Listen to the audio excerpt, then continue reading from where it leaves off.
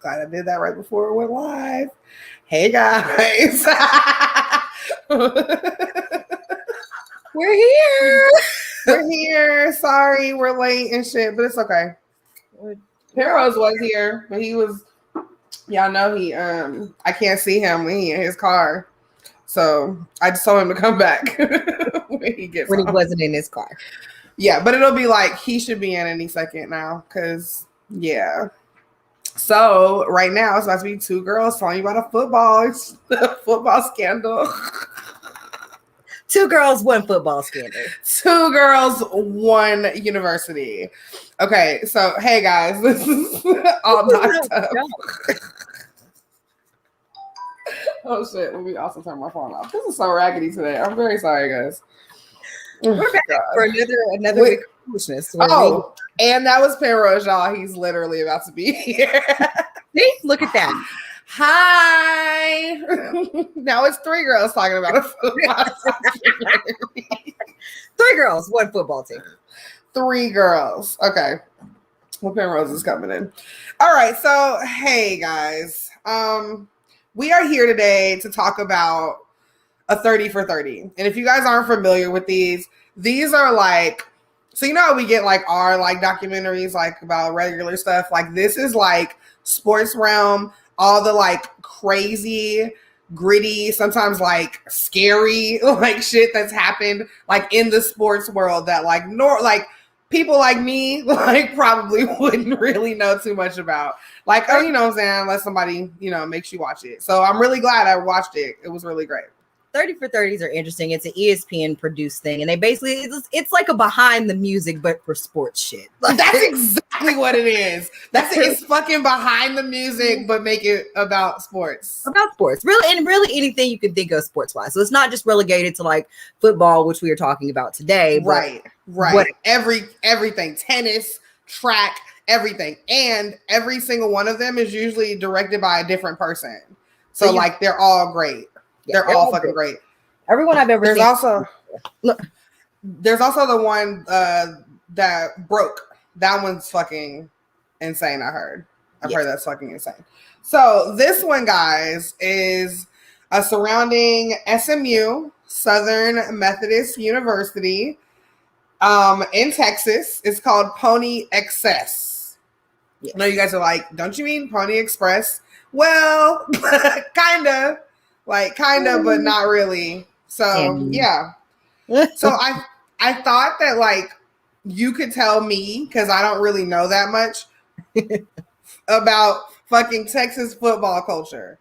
Like tell me like how it feels like to be a part of that. Like, are they as fucking intense as they look on television? You know what I mean? Like yeah, so it is very intense. And what I will tell people, Texas football culture, certainly it's one of those things where it can be very community oriented, if that makes sense. Like, for instance, the town I went to high school in was small. I think maybe the entirety of the town had about 3,000 people. So we're talking like no McDonald's, a Dairy Queen, and like 4 stoplights. So, okay. Right. So like a Friday night, everything's closed at 6. Like, it does not matter what it is. It's closed at 6 o'clock. Kickoff is at 7. It's be there, be square. Everybody's it's literally there. Like the little like signs like gone to football. Closed, gone to football. Yeah, absolutely. That's absolutely what it is. Amazing. Closed, gone to football. And so, and if you are one of those schools where you consistently have a good program every year, then it is a thing. Everybody's out there, and football kind of rules the school. And you don't hear, and what we'll hear about in this documentary is very much a product of that, but it's also something that you see in a lot of smaller schools, and it doesn't necessarily even have to be Texas. It is just these places where football is the culture. You see a lot of this underhandedness and boosters that are like, you know, giving kids stuff, even at the high school level. It's, you know, oh, you need this, or, oh, this person, oh, yeah, you played real good. Let me meet you at Foot Locker and get you some new sneakers. Like, it's that type of shit. Because I bet your jumper would be way more cleaner if you had these shoes. Let's go get them. Oh, you need a new the team needs new jerseys. Yeah, that's cool. boosters are kind of like, if you guys, I'm trying to figure out how I can relate this. So I've definitely seen that. I've seen that culture up at the school that I went to. Also, I've seen that culture around like my hometown, like basketball kind of scene, like with high school kids and stuff like that. Definitely have seen that. But I'm trying to figure out how like I personally can relate to this. And it's kind of like how R. Kelly and all of his henchmen would like sit outside of Kenwood, like, and like poach little girls. Like it's kind of like that. Like it's because the girls will come back with like Jordans and stuff. Like except for without any sexual impropriety or piss. Yeah, pretty much. I'm just saying that someone lures them and they get Jordans out of it. Like it sounds like there's like a windowless van waiting on the curb for these kids, like in the end zone. And they're like, hey kid, I love that touchdown. Great touchdown, get in my van, and they like speed off the side of the fucking practice field like like they're in the fucking mystery machine. they fucking do this with the door, the side door. Hey kid, great touchdown, get in. And slam the fucking rapey fucking van and take off. Okay. Jordan run, let's go. Get out of here, Josh. Oh my God. So yeah, it's a big thing. And then what you will find, which is common across the country, but you have certain schools or certain kind of areas that they would consider pipelines, not to prison, but to like college. So yes, not to prison, but to college. Yeah, to college. And so you have schools where recruiters will come, because this is where they are recruiting a lot of their talent from, especially some of these smaller regional schools. And especially when, your school is kind of known for football, you're trying to get the best recruits out of that area. Like my school, for instance, and the one closest to us, Lufkin, who I think the year I graduated from high school, they may have won the big 5A championship, I want to say, in football. So it was like a whole thing. Like at that point, everybody in the area was like just back the pack at that point. Right. So you have that thing where then the schools around us and where I am, you get the big names. Like, for instance, I graduated at the top of my class and I went to University of Texas. Everybody probably ranked 2 out of the people ranked maybe 2 through 15. 10 of those people went to Texas A&M, which would be the opposing school. But that is, so, and that would be considered, our school would be considered kind of like a pipeline to Texas A&M as far as football is concerned. That's kind of East Texas. That's kind of where recruits go. But on a bigger scale, they get them from these larger schools where it is literally, football is God. If you're playing football, you're starting, everyone knows you. People are giving you free dinners. They're letting you kiss their baby. It is very like Varsity Blues vibes. That is, which is funny because I live in Midland now. And if you are familiar with West Texas, which probably most of you are, because why would you be? It's terrible thinks. So I'm glad you're not familiar, but it drink the water. But also Permian Basin or Permian School, Permian Odessa is 13 miles up the road. So much like there's a Dallas Fort Worth Metroplex, there is a Midland Odessa, not Medessa. Love it. Yeah. So yeah, but that school over there, or Permian Odessa, is the school that is centered around Varsity Blues and Booby Miles, but we'll have to get into that. Yeah. Okay. So you specifically, I guess, it's a Division I school. So they basically are on the playing field with like the University of Texas, your University of Miami, all these big schools that you see playing on television normally, the big televised games, those are Division I games. So you have Division II, Division III. Those are much smaller schools. So SMU at the time of all of this that we're going to talk about was considered a Division I school. And they were, really good for a while. Yeah. Which I guess when you think about it, really, it's like, how does such a small school how are you able to get recruits to commit to be there when there's so many other places they could go instead? So I wonder why nobody was like, that's odd, until like much later. Because in my mind, when I think Texas football, SMU is not where it goes. It's really one of the smaller schools. It's right in line because it's Methodist University. Like, it's like saying you went to Texas Christian, TCU, or you go to Rice. They're private schools. They're expensive as shit. Mostly white people go there. I feel like anytime like God has something to do with like the name of your school, like it's probably God is in the name of the school, and then God don't be blessing the football team to be good. And I don't know, we'll find out here that not only does he not do that, that they have to pay for those blessings instead, like because God ain't got nothing to do with that. Depending on what you show up at, that seems on par. So maybe we're mistaken. Okay, Penrose is trying to get in here, and here's the thing. And while you were fucking talking, because he's so I love my brother so much, y'all. But like, he instead of texting, he sends me a video. I can't watch this video while I'm on like live, like trying to. Oh yeah, right. Because you're here too. Because you saw it, and I'm like, I can't listen to this. Like, I'm also very. Half the time he plays videos, I'm looking at the video and I'm at work and they're like, are you talking to somebody in your office? And I'm like, I'm not. No, I'm talking to someone who doesn't want to type. It's okay. We love you. And I'm just sitting there looking like confused. And they're like, yeah, we could hear. And I'm like, oh, okay. Sorry. My bad. I'll turn the volume down a little. So sorry.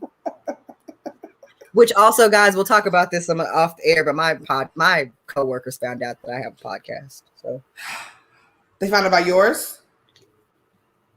Both of them. Oh, shit. I was going to be like, oh, that's okay. Like if they found out about the other one. No, they found out. They found out about the one where we say nigga. Oh, okay. Woo, this truly is delicious. Okay.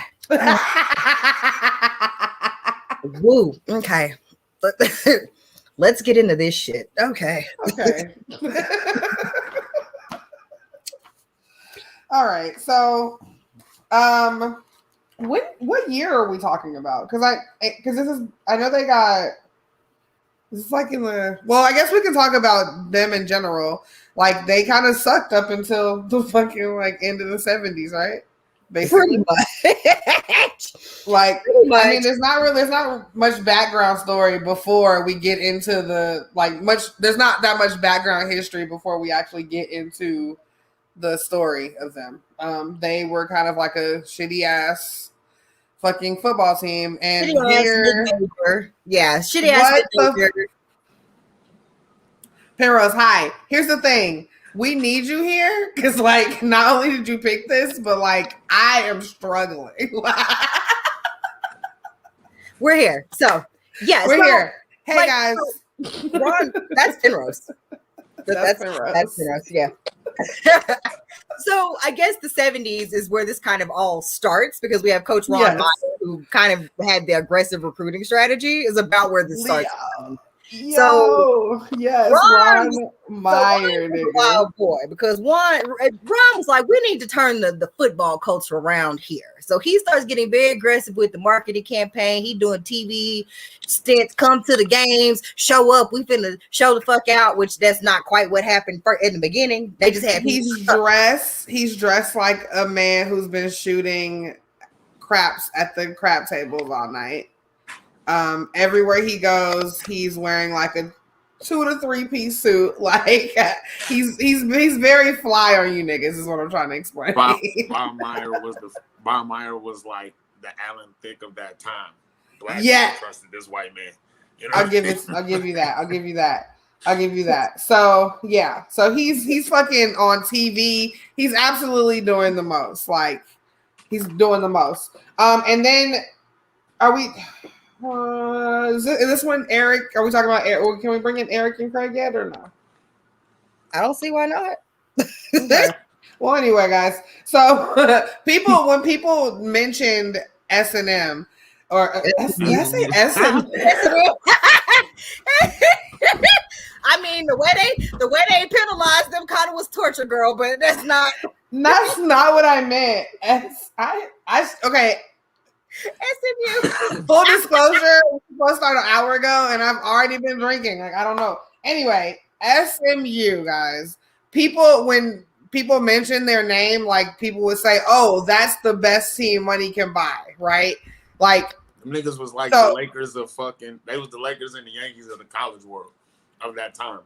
Like, yeah, true shit. But it was like since I'm coming in and we just that. We're just starting. But I was giving some background. We're good. Yeah, we're good. No, I already know.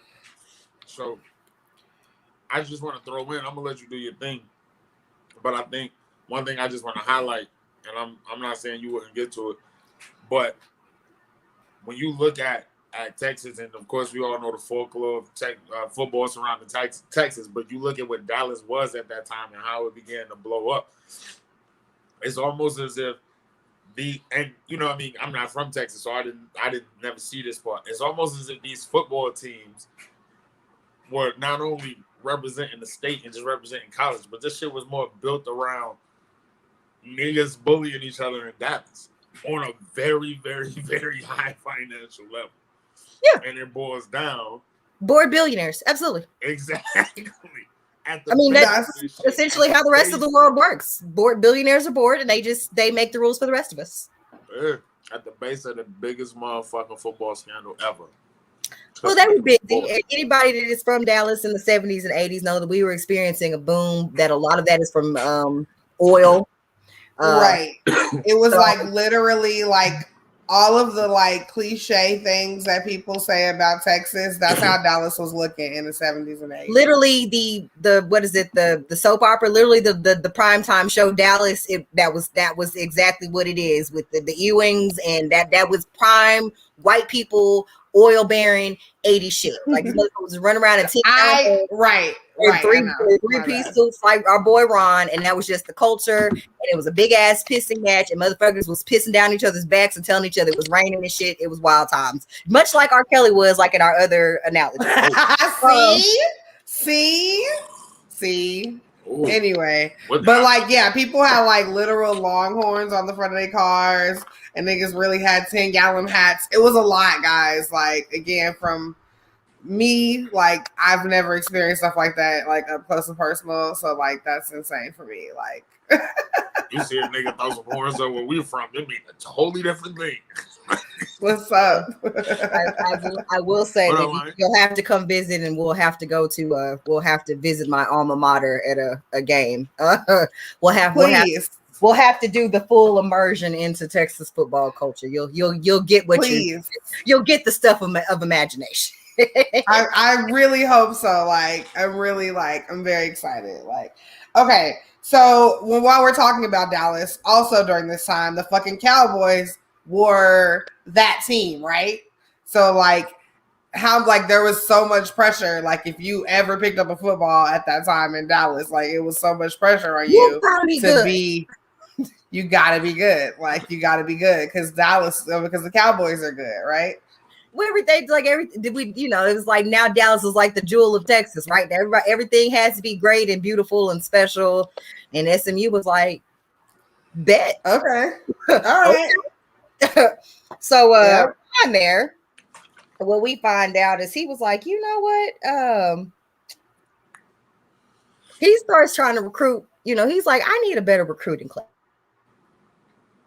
and he's like, how can I get motherfuckers to skip over major programs to come out and hang out here with me on the outskirts of Dallas, not even the good part of Dallas, with a bunch of white people at a Methodist university and play football here? And then he thought on it for a while. And then the Lord came to him, because it is a Methodist university. It is a Methodist university. And Jesus whispered, open your purse.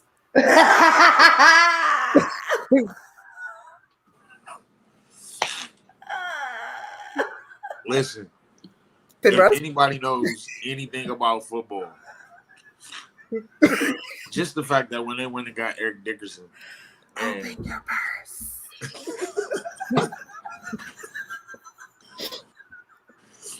I'm sorry, that's what happened. I promise.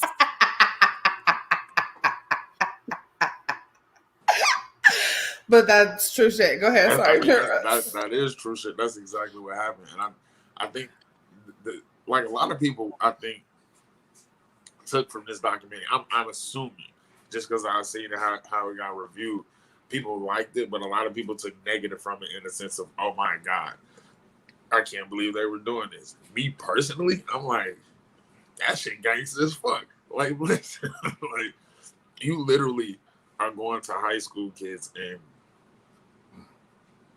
when they went and got Eric Dickerson, he already had the Trans Am from A&M, and everybody knew that's what that meant. Gold Trans Am. Let's be clear. You know what I'm it's saying? Like gold, nigga. Like he pulled up.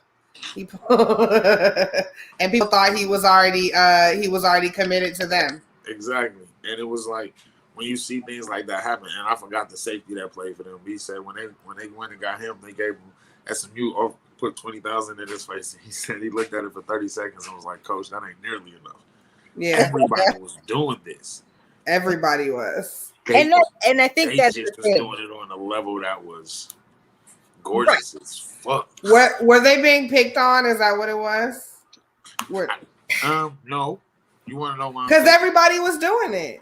I don't think that they were picked on. They were just very blatant. Because the thing about it is that when you get caught doing something like that, generally you take a breather, right? Like you get caught doing some shit like that, they start sniffing around. You know what it could be. You back the fuck up. You get a little bit more discreet with what you're doing. They just left the discreet. They didn't. It never got discreet. It got less discreet. The only thing y'all saw how your boy Ron was dressed. Like there's nothing discreet about him. He came from UNLV. He came from Vegas. He just came from the fucking slot machines. Like he don't have time. There's no discretion. Like I need better niggas if I'm gonna be here. Take this and go get them. Some dice, pushed all the chips in, and then got in his car and left. Like he was like, "Whoa." But at the same time, what's funny though is when you really think about like how the sanctions happen and all that. Again, you get the number 1 and number 2 running back in the country to go to the same college in their freshman year. Making sense. You know what I'm saying? You go from being a storied franchise in the 40s and the 50s and probably mid 60s and the 70s and shit, you trash. You know what I'm saying? And in the 80s, we all know what college football was better than the NFL. Like when dude said that on the documentary, I was like, fuck yeah. Like the 80s, and it absolutely was. Absolutely. College football was way better than the NFL. And so to be in a power, and then when you think about the conferences, so a lot of people don't understand conferences. And for the people that do, y'all know that the conferences we have now have not always been what they are. So for them niggas to have the Southwest Conference and for 8 out of the 9 schools to be in one fucking state, you think about what recruiting really means in your state. And for Eric Dickerson and Craig James to come out of that state and go to the same school is for me, it's like you said, it was blatant. And so to answer your question, Chris, I don't want to say they were getting picked on either. Because if you think about it, as much as they were in their face with it, and that one nigga Blunt, every time they brought him up, I thought about Littlefinger from Game of Thrones. Any fucking way. So yeah, as much as they was in, hold on, wait, real quick. As much as they was in niggas' faces, nothing ever happened until somebody snitched. If you think about it, so no, they weren't getting. Yeah, I can't wait till we talk about this nigga.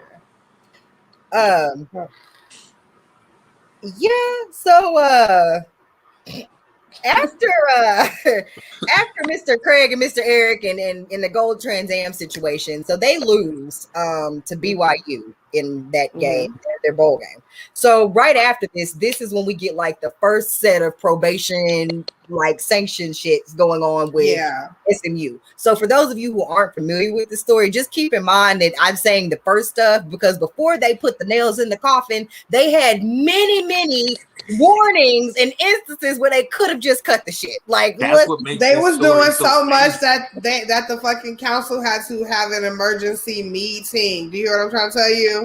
That's what makes this story so We'll amazing. Get there. We'll get there. I just want to put some emphasis on this BYU game. These niggas had the best team in the league and were 9-1 and lost to a nigga who killed a 21-point deficit in 2 minutes. Like that's all that was left in the game. So they were leading, lost by 1, and we're leading by 3 touchdowns at the late, deep in the fourth quarter. I only put that emphasis on because, as VJ just said, they had already been warned. So as we progress after this game, and you see what happened after this game, for the niggas to keep going, sheesh. So they find out about the violations, right? Obviously, a nigga's driving a gold Trans Am, some shit is gonna get asked about. So they were like, and again, like you said, they was like, so you got both of these running backs to just come here. They didn't want to go to Texas or Texas A&M. They didn't want to go to Texas Tech. They didn't want to go to Rice. Nope. They didn't want to go. Nope. They wanted to come there. You're telling me those this people is the place for me. Now remember though, Eric Dickerson only went there because his grandma said stay in Texas, and he said the recruiter from Texas was on some dumb shit. I believe that. Sounds right. But still, he was. You know what I'm saying? I'm pretty sure grandma could have went right across the line to Oklahoma and went that far. So we're not going to speak about that. We don't speak about them here. Thank you so much. God bless. This is a good. I do apologize. I feel you. That's how I feel about that. We simply will not be doing that. I'm so sorry. I know you don't live in my house, but this is a Texas Longhorns house. This is an extended Longhorns house. This is the home. We don't do all of that. I don't know what that is. Oh, wow. As long as you respect the Wolverines, the same. That's fair. That's fair. Michigan State. I don't know anything about that. Ohio State. I don't know anything about that. Go Wolfpack. I don't know. I'm just over here on my own. Just go Wolfpack. We love you too. Just okay. We Nevada. Nevada. Yeah, that's where I went to school. We respect. They have the best journalism school. One of the best journalism school in the country. What's the name? Came out? It was the NFL player came out of Nevada. Fuck. Damn. Colin Kaepernick. Colin Kaepernick came out of Nevada. Is that who it was? Yes. Yes. Really? That was somebody else. Really? Sorry. All right. Anyway. SMU. They got right. Slap on the wrist.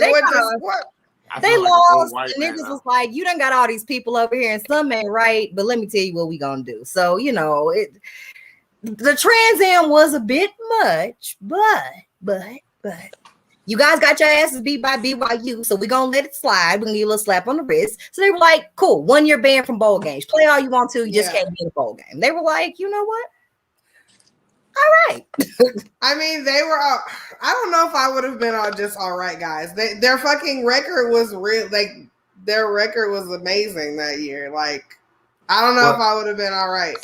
But to only get told that's all you're losing is. I guess it could have been worse, right? Okay. Like they didn't lose scholarships, they didn't lose recruits. They literally were like, you can play, you can still be the champions of your conference. Just not putting your shit on television. You just can't play in a bowl game, which bowl games don't mean shit, really. Back then, especially back then, the only reason, it just moved around every year where the actual national championship was played. That was it. Yeah, it's completely different and not commercial and all these sponsors and shit. You know, it's not the Papa John's Pizza Bowl, the fucking 2021 fucking cotton picking field bowl. Goodbye, man. Brought to you by Rolex and Chick-fil-A and shit. Rumble in the Desert Bowl. I saw that there was a Buffalo Fritos chili bowl and shit. The Buffalo Wild Wings bowl. Yes, the Buffalo Wild Wings bowl. Because it's a way to make money. So these people are just like, now they just like invent shit for these kids to go play in and possibly get hurt because it doesn't even freaking mean anything. The Taco Bell Chalupa Bowl. The fucking Depot Bowl. Chipotle burrito bowl, like just everywhere, like the spinach dip in a sourdough bowl, the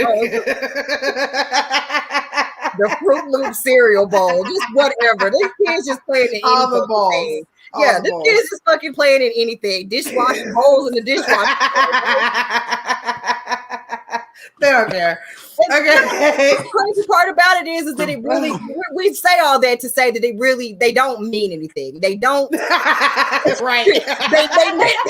They don't really mean shit now unless you play for the national championship. So they don't mean shit really now. Especially ones we're talking about, but they certainly didn't mean shit then. Like you could be in any of them, it didn't fucking matter. It didn't matter. People just go for a gift bag. They be giving niggas Rolexes at these shits. Like, listen, I know somebody that never played. I know somebody that played as a walk on at UT, and this motherfucker didn't play a goddamn snap the whole time he was on there. He had all kind of Xboxes and Rolexes and shit from playing in those goddamn bowl games. So I'm just saying, it's fantastic to go to, but it ain't about shit. The boys come for the fucking gifts. I got it. Listen, listen, if they would like me to try to pretend to kick some field goals in an attempt to have a Rolex. I too could wear. I would like an Xbox. I too. PlayStation. I too. You better not take me to the White House and give me fucking Burger King. Nigga. So I'm just like, I don't. So they come back. Oh God, if it was Burger King, it was McDonald's. It was McDonald's. VJ, wasn't that our episode? We were talking about that. Where they went and got McDonald's at the White House, the football team. Oh yeah, they did. Yeah. Oh man. Like not quarter pounders on the platter though, like on China. So they end up still winning the championship. Like they were ranked fifth. They didn't even go to the bowl game. They were like, cool, don't nobody care. And so Meyer is like, you know what? This was real cute. Thank you guys. Now that I've done all this, I'm going to head out. So he dipped on their asses to go coach the Patriots. So good for him. I don't know if that worked out in his favor, but you know. It didn't. I don't think. I mean, not at all. I mean, he was there. Yeah, but they so the last game that they played was versus Arkansas, and they dubbed it the Polyester Bowl, and that's the game that they won, and they felt good about that. And it still gave them the conference championship. Without playing in the conference championship, it was trash the way they treated them. Right, but I like that they called it that. Yeah, and then Ron did the Snagglepuss and exit stage left and shit. I mean, and then they brought in what happened? I was gonna say, what do you do? Stay or like? Because going to the Patriots at that time was not like the big up. You know what I'm saying? Like, so then is it the question that you stay? I think it really just they offered him a job with probably more money, and he was like, you know what, this will work. He knew this shit because you got to think about it. If they're going to, the more we find out, the more when you watch this documentary, the more you find out. At that time when he left, he knew what we found out 20 minutes after this. Right. You're right. He was like, these niggas, all right, no, I'm out. I think he just knew that the jig was up and that they weren't going to be able to hide for too much longer before someone noticed. And he was like, yeah, never mind. Thanks, guys. I don't want to be here. I mean, let us forget that he kind of started this snowball here. Like he caused a lot of mess that he just fucking left behind. Is it really mess though? I mean, if it's a snowball at the top of the hill and your ass is at the bottom of the hill, and I just push it down the hill, I really am free to walk away while you get here. I'm gonna push it and go. I mean, that's what he did. That's a great analogy, and that's exactly what Ron pushed it down the slope and was like, "Woo, look out below!" Because he was holding it. He was holding it up there, and the Patriots was like, "Oh, but we got this job." He was snowballs, and he was like, "Oh my god, I love snowballs. Let me go." And then he just let go, and it just started rolling. So he left, and then in comes OG Bobby Collins. I like how you put that. Thank you. Oh, shit. Listen. What makes this OG Bobby Collins. Go ahead. Yeah. I'm gonna let y'all get to it, but what makes this funny to me is when you come from up north, the stereotype when we grew up is anything in the South was hillbilly. Mm-hmm. So to hear some Texas niggas say that this hillbilly coming from Mississippi, we thought he was gonna be wearing cowboy hats and driving pickup trucks. I was like, damn, that's fucked up because that's what we stereotypically just thought up north back in the day. I don't know. That shit was just funny to me about the whole South. I think people up north think anything that ain't up north or east or the west is some hillbilly shit. Like Like, so everything, yeah, that's true. In We the used to. 90s, we used to. Not now. Yeah. Not now, yeah. There's beautiful places. We get everywhere. it. Yeah. True shit. Yeah, But definitely when we were younger, we definitely just thought everywhere I didn't just say. Like, Oh, shit. Yo, OG Bobby Collins came in, and he came in. You know when a nigga divorced his first wife and his second wife come in and she thinks shit about to be sweet, and it is sweet, and then it ain't. But where you gonna go? OG Bobby Collins came in like, hey y'all, I'm just here to coach some football, okay? So everybody huddle up in football. Hey guys, I just want to do some football. And then everybody's like, and then he's just like, are you niggas cheating? I truly think like that nigga really thought he was just coming in to coach stuff. Like he thought that they had straightened out everything in 81, 82. And I think that he's like really, truly, he came in like, all right, y'all, like huddle up. And it was like, I didn't get my check yet.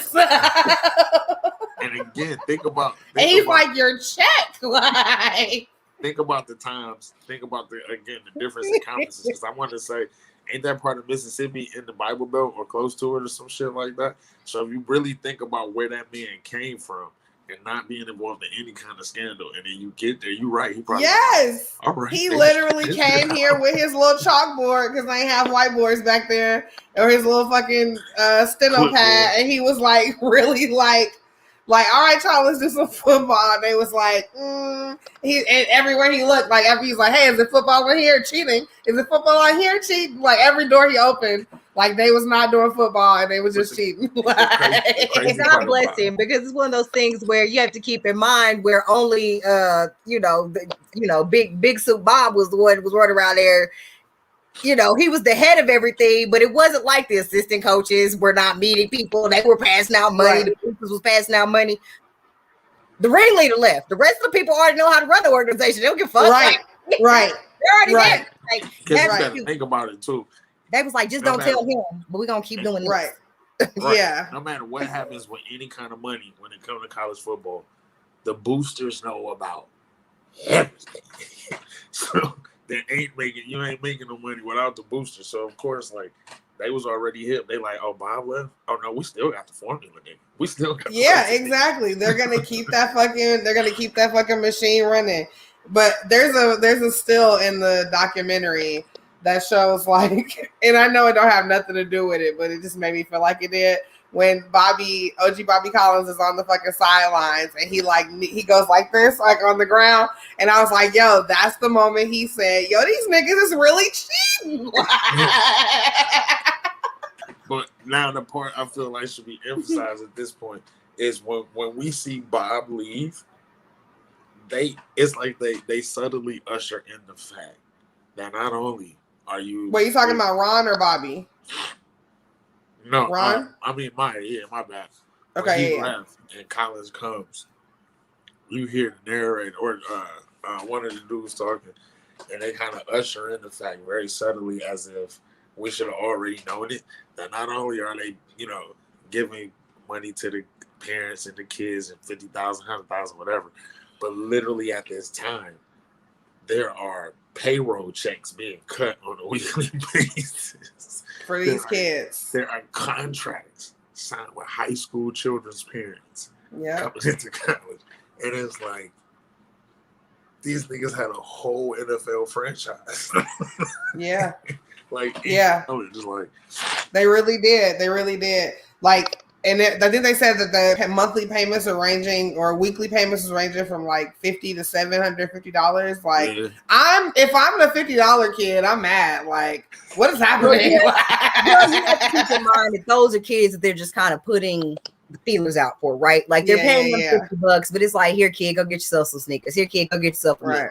It's putting feelers out like, yeah, we'll take care of you over here. Just keep playing well. We'll be back to talk to you some more. So the better you play, the closer it gets time for you to graduate, then them payments escalate. Because now we talking about the weekly payments when them niggas was already on the team.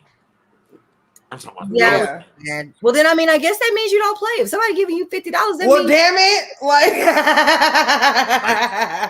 these are the only niggas with a backup kicker, I guess, because that's the only person I can see getting paid.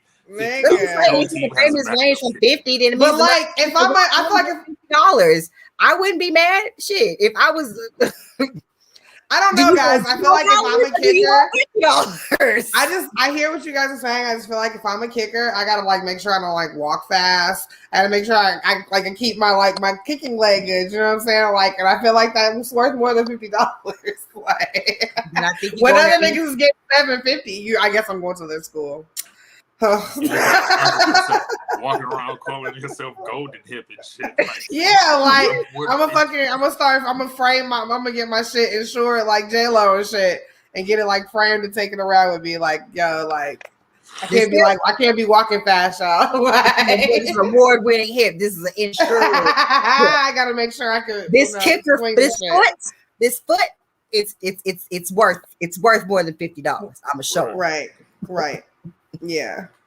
So sorry, turkey leg hut. I'm coming in with these open toes. What's this?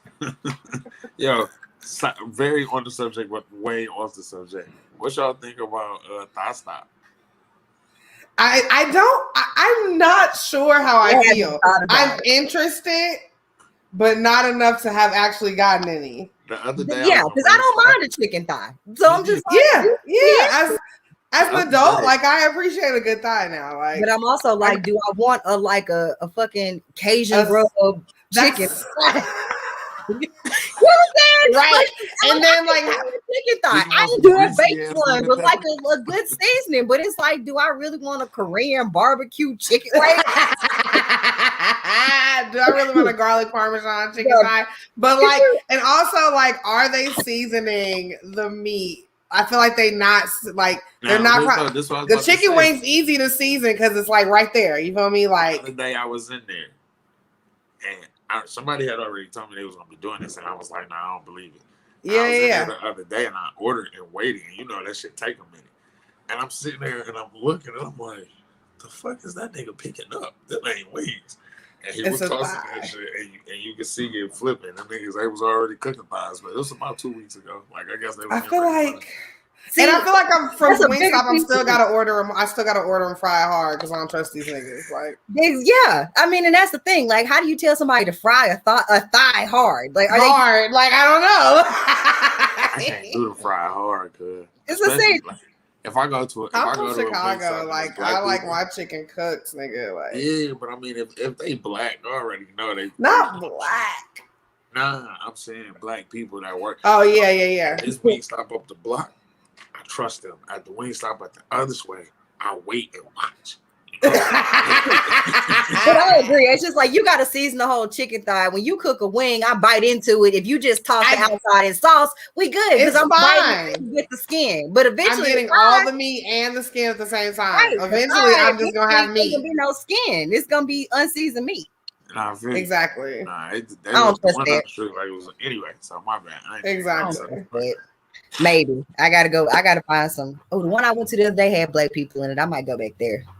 Yeah, I'm telling you, the one down the block, it's like 3 black. And then do you go with a dry rub or a wet sauce? Like I think a dry rub, like on a Wingstop. I'm on a Wingstop. Like again, we're not talking about we're cooking. Like we're talking about we're about to trust our chicken thighs with someone else. Like so, look, if I'm doing the Wingstop flavors, if I'm doing a thigh, I feel like I wish Wingstop would give me a salt and vinegar. Like what I feel like you just got to go with something dry just to test them. I got to see what it is. That part. Every cook, literally at every place is Hispanic and out here. Wrong. Oh, that's like the Chinese restaurants at home. 90% of restaurants around here is a Spanish cook. Like, don't get me wrong. If it's like now somewhere else, I ain't gonna lie, because I worked in this industry a lot of fucking years. If I come to your restaurant and like 90% of your kitchen ain't Spanish, I'm probably not eating it. Unless it's like a concept restaurant, like or a different kind of different. Yeah. But if it's a chain restaurant and 90% of the kitchen ain't Spanish blood, no, we out. I'm okay. Where are we in this story about these people? I was gonna say, okay, back to the okay, so Bobby Collins, you niggas is cheating. Oh, okay. Then we get introduced to Sherwood E. Blunt, and the E stands for ego and also equity, my nigga, because he is invested. Living, nigga, because he's invested. This is the nigga that remind me of Littlefinger in motherfucking Game of Thrones. He's got those piercing white man eyes, like, and I was like, is this Prince Charming? Like, I don't know what's happening. First of all, a nigga named Sherwood Blunt. Right. Or are you Damien? First of all, let's just go with that. Sherwood Blunt wasn't expecting to see a white man. Don't know what I was expecting. Wasn't expecting. It was not. Someone with a feather in his hat, I think. I knew. Even the first time when I heard it, before they showed this picture. You said a white person? The only reason I just knew it was going to be white, don't get me wrong, the name didn't do it. It was the time. There was no way. Listen, if there would have been an afro-headed black man that popped up on the screen. With a feather in his hat. A nigga named Sherwood E. Blunt got this, nigga. I cried. I was expecting a nigga with goldfish in his shoes, nigga. Like with Esquire at the end of his name. That's the E stand for Esquire. Like Shaft Esquire, yeah, like that's what we were expecting. And he had that fucking picture on that cover of that magazine, like Jordan.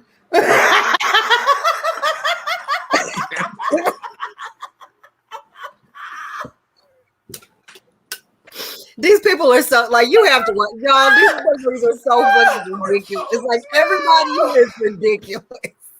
Like I know we say that a lot, but Dallas in the 80s were a ridiculous time in America. Dallas was just extra ridiculous. These people were all ridiculous. Everybody. Oh God. So Sherwood had mad money invested in this shit. He was a nigga that was funding all of these checks that was being cut, basically, or one of them. It was a bunch of them. He was a booster, right?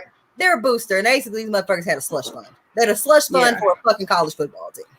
Yeah. And that's the thing. Outside of the slush fund, they had contractual agreements and everything. That's what I'm saying. It was money coming from everywhere. And at the end of the day, that's fuck the college aspect of it. Not fuck it, but what was beautiful was, think about it. When Nick Saban first left LSU, he went to Miami, right? And that nigga was in Miami for what? Less than 2 years, I think. And hightailed his ass back to the college world. And I remember having a conversation with my father because everybody was like, oh, Nick Saban can't handle it. He's a bad coach. And my father was like, that dude is not a bad coach. And I said, well, explain it. He said, son, in the NFL, they got money. They can pretty much dictate where they gonna play and how shit gonna go. It's a different politics. He said when you in college and you got the most money, you know what I'm saying? Don't think you can dictate the way shit goes. Exactly. Don't think you can have the best of everything. Exactly. You can have the best kids from all over the country. You can promise their mamas a BMW. You can pay them $5,000 a week to come there and fucking make sure they catch the goddamn ball. And help their dad find a job and shit like that. Right. The NFL, they gonna get paid regardless. Like, they don't give a fuck what you got to say. I'm sure they like winning, but at that point, it's about monetary gain and let me get the best contract for my family and then get out of this bitch without CTE. So, and Saban wasn't able to manipulate the NFL teams like he could the college world.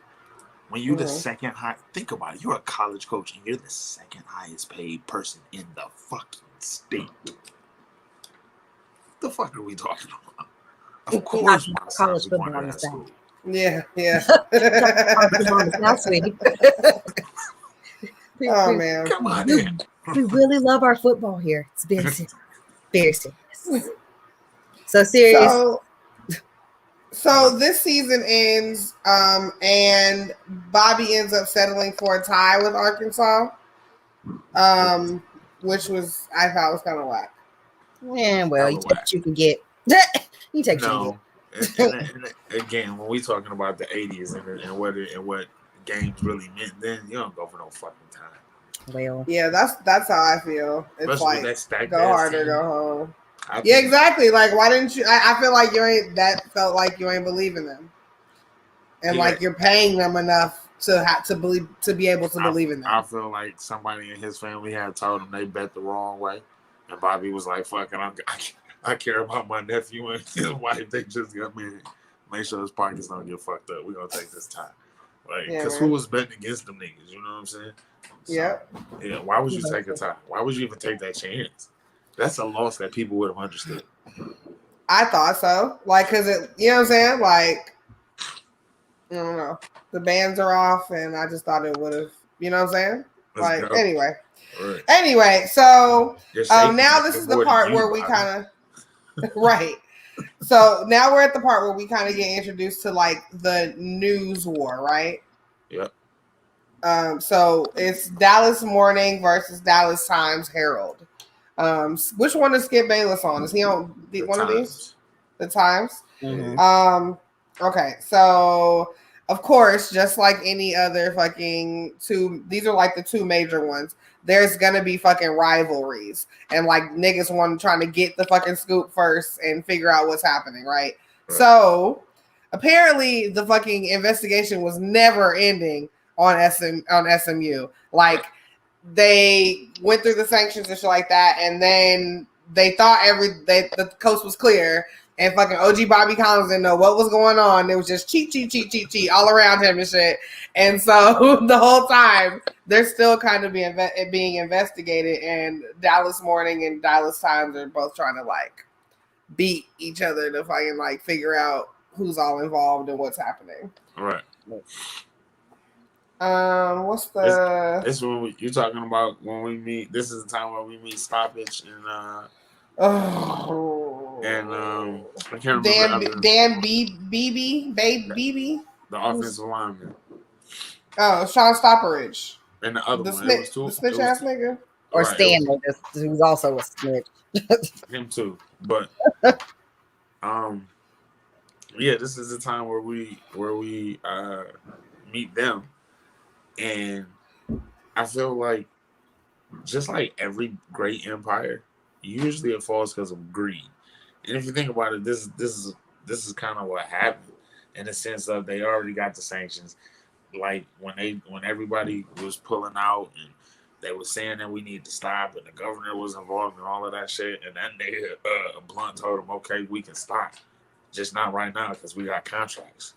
We got to fulfill that shit. I'd love to like go straight and narrow, but like the thing is that I can't because I've already promised these people this money, and then if I don't pay them, we're gonna have a much bigger problem. We got niggas on another 3 years. So we're unfortunately we're stuck because we made them sign paperwork like dumbass.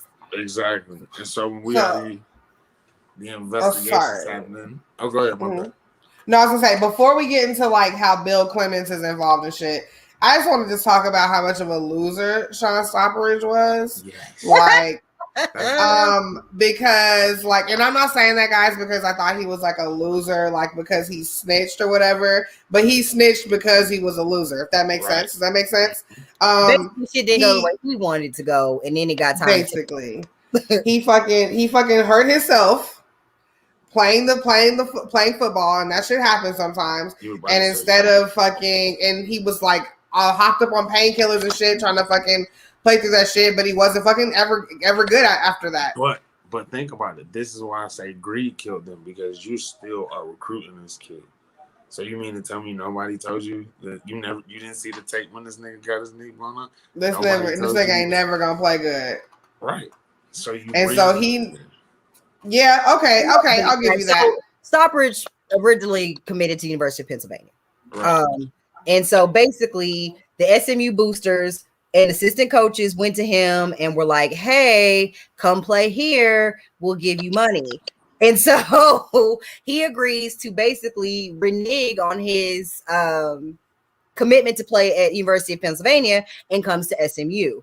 And so whatever, I don't even know. So I don't know if maybe they thought because Pennsylvania was going to take him that he would be a good recruit, because I'm like you. Somebody knew this nigga's knee was fucked up.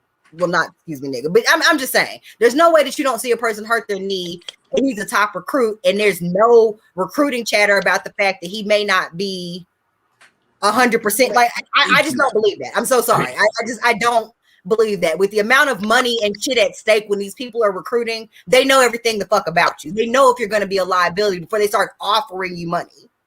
So they gave him money knowing that he had a fucked up knee. Like, what if I don't? Okay. I really didn't need him. You didn't even need this kid. You didn't. I really didn't get that one. Like, is it just they didn't want him to go to Pennsylvania? Like, I don't even get. Like, did you just not want him to go to the University of Pennsylvania? That's what I think it was. They were so used from the time you get Eric Dickerson, which I don't want to jump back, but one thing that they did say when they introduced Eric Dickerson was to be the number one athlete in the country. In to come from Texas at that time, that shit meant. And so when you have this nigga. He's the number one player and also the number and one Craig James and Lance, aka Chef Curry with the football. Come on, man. And like so you didn't really need these niggas. Yeah, that legacy is this well. Nigga. By that time, they was probably juniors. Dickerson was probably about to go to the NFL when this just about because this would have because he would have been a part of the '83 recruiting class. So that's exactly. And so it's like, so they would have been looking for people to replace what they had, but I just don't see why he was. Exactly, but I didn't quite understand that because shout out to them for like letting these niggas graduate before this shit came crashing down. Like, no, so what's the name just left? Because I'm talking about Eric and like Eric and Craig and them. I think they got their degrees later. Probably so. So here's the thing about Mr. Stockbridge. So they cut his ass because motherfucker was, like whatever. Like he was just down and high on painkillers, you guys. They're being nice. He was a fucking loser and he had a bum ass knee and he was on fucking painkillers all the time. So they cut him. And he didn't like that. Back to Pittsburgh and is trying to like play at Pitt and they were like, what? Like, excuse me? And his family scholarship and his family was talking mad trash about SMU and they were fucking egging on the situation as well. And then he goes and bees us and this is snitch. And that's now, but look though, and this is the scary side of those contracts because as much beauty as we hear when you hear any of these stories, if you hear the Fab Five, you hear about SMU, you hear about certain things that may or may not have happened at Maryland or fucking Louisville. You hear about the glory part. And when you do hear about the scandal, you only hear about the colleges and what they have to go through. Mm-hmm. I only bring that up to say this is the scary side and sometimes the unfortunate side of those contracts because that school is still going to protect themselves. So even if I am paying this kid, I'm paying you for your services. Your service. So now I got your dad a job. We got you that apartment. We paying this, we paying that. Your services don't work anymore. We're not paying this lease on this apartment no more. We don't care if your dad loses his job again. You see what I'm saying? That's not our problem. Like, all of this shit kind of stemmed from, but it was legal in the illegal fucking fashion that it even was. Mm-hmm. And even but that's even an argument that could be made about kids that play on scholarship now, right? Like if you blow your knee out playing and can't play anymore, like you're fucked. I mean, you may not even be able to afford to go to school there on your own. So now what do you do? Because these people have promised you an education on the idea that you are going to that you're going to be able to play and you can't play anymore. Yeah. That could potentially be your whole future and it's shitty, but I think that is the price that these kids play. So, pay. So I am glad that they're at least now able to profit somewhat on their likeness because goddamn, like they were leaving some of these poor kids destitute off an injury. Like shit, your family still, they pay your medical bills, but then you have lingering effects and you still need to see a chiropractor and you walk down the steps wrong at your house 2 years later and now your knee fucked up again. They're not paying those bills. Exactly. Not at all. What was that movie with Derek Luke where he played Boopy Miles and blew his knee out? We seen what happened. Friday Night Lights. Not Boopy Miles. But that's Friday Night Lights with Boopy Miles. Yeah. But so this happened. This was all around the Sean Stockbridge shit caused the second ban, right? After he went and snitched on everybody and said all that shit. And so they were not allowed to have, and this is where it got a little bit more strict, right? I think we could say. Yeah, because they weren't 85, and so they had no right, new 85, scholarships right. that year, and then Right. they were only given 15 scholarships for 86. The next year, Right. right. They received a 2-year postseason ban for those 2 seasons, as well as a complete ban from live television all of 1986. Right. So that is shitty.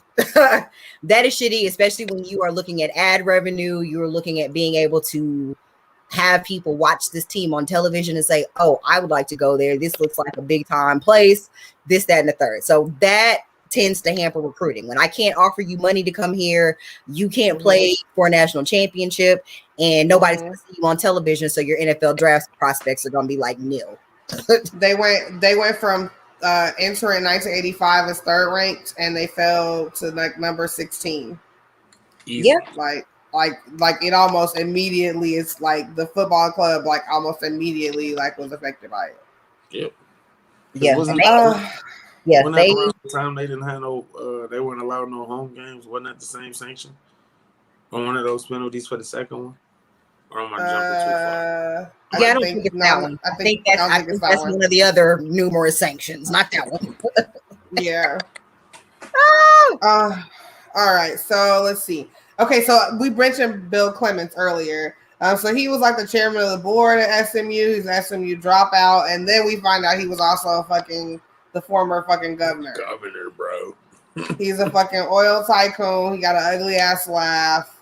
And when all this shit came falling down, he basically was like he wagged his finger at them, right? Because he wasn't he like trying to rerun or some shit?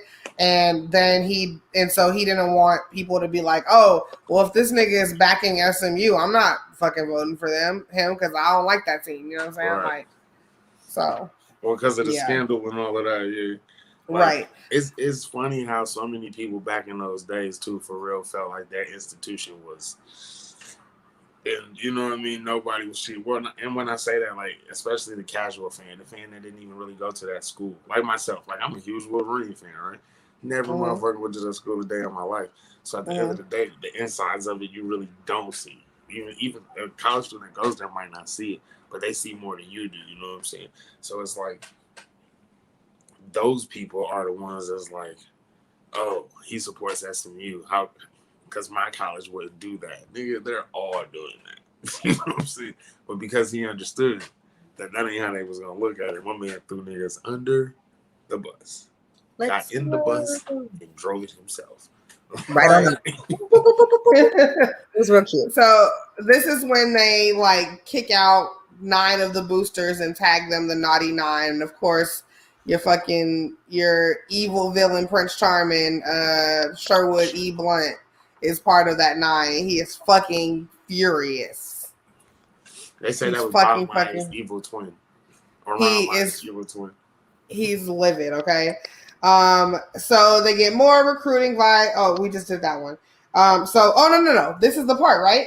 Where after the Naughty 9 get kicked out, they get further investigated. The NCAA calls an emergency meeting on these niggas. These niggas had no intentions on meeting before whenever. And all of a sudden, the NCAA is like, these niggas is really doing 5 much over there, and we have got to fucking put an end to this. They fucking called the emergency meeting. It was in 85 too, right? So this is like damn. Okay, so remember, guys, we just got hit with the violations for 85 and 86, right? We just went over that. In 85, before the violations could have even been like completely like carried out, these niggas are having an emergency meeting about like creating another rule to stop niggas from cheating. Well, here's the thing about this meeting, right? It's not specifically because of what happened. Oh, not for SMU. Right. Not for just for SMU. Like, they're wilding out. And that made them, as when shit like that does happen, they're like, we should probably see what the fuck else has been going on. How long have they been doing this? Mm-hmm. So much in the way that police officers do their job after the fact. Or what? That is what happened here. They were very reactive and not proactive, and they were like, oh shit, looks like they've been doing this for like 20 years. Oh, right. How we're bad. It's just not them either. Oh, so you know what we're gonna do? We're gonna start shutting down athletic programs. Mhm. We're gonna do the 3 strikes rule, but 2 strikes, but not for like people selling drugs in the 80s, but like for football. But for football, and basically, No one's gonna go to to- jail, but you're not gonna play football. we're gonna electrocute your football team. You're not actually, but figuratively. We're going And so to it's called just. basically the death penalty for school. It is. And that's what they gave them, and that's the I reward. called it sudden death because they didn't even know nothing about this rule when they realized that they were violating it. And So that was very fucked up. It's also known as the repeat violator rule. So basically, That's the real name for it, y'all. Yeah. So basically what this is if you are found guilty of 2 major violations within 5 years, then you could be barred from competing in the sport, and that could be for up to a year or up to 2 years. It just depends on whatever happens. So Right. for some context, the NCAA has only done this twice up to this point. Like Right. they've only like shut down a season for like 2 basketball teams, and this was like in the 50s and then like in the 70s. Like, so this has not happened to a bunch of people. Right. I think that was the crazy part is Austin people voted on this, Prairie. and Uh-huh. SMU was like, "No, we're not feeling. Yep. No, that don't sound good to us." Which obviously it didn't sound good to them. But I will also point out that Houston and the University of Texas were also like, Please don't like. "Okay, no, it's okay. We'll stop. We're not gonna. Don't do that." So I would like to point out it just wasn't SMU. All these niggas was cheating. SMU just got the sudden death. Like They was out. they of were already. Yeah, it was. So I guess we run long because we talk a lot. So I guess we should try to figure out where we can tighten this up. Tighten this up. Look, All right. the biggest part about this whole thing, honestly, if we are going to wrap it up right now or begin to, let me just say something. Your favorite player, your Reggie Bushes, your Jamarcus Russells, even though he was a fucking bust. Yeah, Crash. everybody. Your motherfucking Matt Liners, and he ain't even do shit. Crash. Your niggas who do, even the niggas who do shit. Think about it. That's why Pete Carroll went to the NFL. There was too much shit going on in US. Too hot. Block was too hot. He had to get out. He had to get the Very fucking much money. That's real. Money. These kids have been getting paid. SMU just did it at a level that was like, fuck you. Yeah, which if you're going to do criminal activities, there probably shouldn't be a paper trail. So I just don't know that you need to be having children signing contractual agreements to be on the payroll for something that they should be playing for free. That's where shit got a little murky. Like they probably should have not had a paper trail. But Probably I get not. the Stanleys. Is that where we are in this? Yeah, I mean, there was a lot of. I just wanted to just state that, like, when you like really break down like the penalties that they got, that was fucking crazy. Their 87 season was canceled. There was no this is the all home games, and 88 were canceled. So they canceled the season themselves that season because they was like, what the fuck is the point? They were allowed to play their 7 regularly scheduled away games so that other institutions wouldn't be financially affected. They didn't play them though. They canceled the season themselves. Like that's what I'm saying. Like it was a lot of dumb shit that was up that went. Yeah, they had a committee. So I think that they ended up canceling the entire 87 season themselves, and then they voted to cancel all 4 of the scheduled home games. Is what my was. But they got shut down. So basically, the folks just started telling on them. Yeah. So basically, the kids started coming forward, telling some shit. One kid in particular was his name, David Stanley. I think he said that his mom and the dad, they was getting paid. Like the whole family was getting paid. Yeah. Yep. There might be some side information. It was in Pittsburgh too, right? He was supposed to go to Pitt, and they got that nigga on the SMU. He was another one. Like niggas got the snitching because they wasn't playing well and they couldn't get paid. That's correct. Basically, that's what it boils down to. These people that we're talking about are not the people that were playing well and going to the NFL. They're people that got cut. And I will say about the David Stanley kid is that he had a substance abuse problem. Like he had a problem. And they really tried to like he had almost finished his degree. Like they really tried to kind of work with him and just be like, look, dude, you gotta chill out. And it just he just never chilled. So basically they just lost all their shit because it just kind of came to a head. Like everybody started telling. And in the newspaper battle, I think originally because everybody was like, you're not going to talk shit about SMU like that. The Herald went under, didn't it? Like that newspaper folded. Yeah. They lost all that. Everyone pulled their ad revenue. The whole paper folded. And it turns out they were right. Right. They were right the whole fucking time. And somebody lost their whole entire fucking business for printing the goddamn truth. And then SMU was like, oh. Right. Hey, y'all. So when did football return? 89? I believe so, because I guess I can run down the list of everything that they actually got these penalties, because this is where the shit got. Oh yeah, that's what I was gonna do. Go ahead, yeah, for sure. Go ahead. Oh no, go ahead. I'm just trying to go along. Sorry. Sorry, I'm drunk, y'all. 87, 88, we talked about that. They couldn't do none of that shit. The probation that they had, basically, that got extended to like 1990. 1990, yes. Then the ban that they currently had, because keep in mind, they were on sanctions before they got the death penalty. So them sanctions didn't even go away. So because those sanctions they counted those in why they gave them a death penalty. Right. Like they still had to do that shit too. So then the probation that they were on got extended. They had a ban from bowl games and live television. That got extended to 89. 89, yeah. 55 new scholarships over 4 years. Basically, they had to like ensure that all the nasty 9 boosters, like they basically it was like a restraining order. They were like, if you breathe on the SMU sign out in front of the school, y'all finna have to not fucking with you. Like, they could they didn't even let anybody go off campus until like 88, I think. Yeah, they could only have like 5 full-time assistant coaches instead of the 9. They couldn't have off-campus recruiting, no paid visits, like nothing. Like basically, it was like you came. The people you got here is all you got. Good luck. basically, and how have they bounced back from this? Girl, they didn't. 2019 was the first time since then that they were ranked, and I think 2015. Yeah, 2015 was the first time I think that till a bowl game, and that's because again we have the all docked up motherfucking bowl every goddamn year. So they made a bowl, but 2019 was the first time they had been ranked since then.